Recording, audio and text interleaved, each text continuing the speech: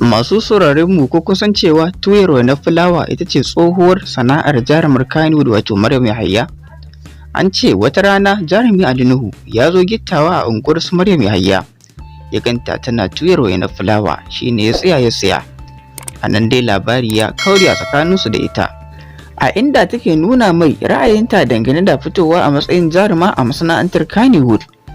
Take kuma aka yi sa'a jarumi Ali Nuhu ya amince. Yayin da ta fara fitowa a cikin wani sabon fim a lokacin mai suna Maryam, wanda ya shura sosai kasancewar wata sabuwar waka da Umar M Sharif ya rera mai daɗi.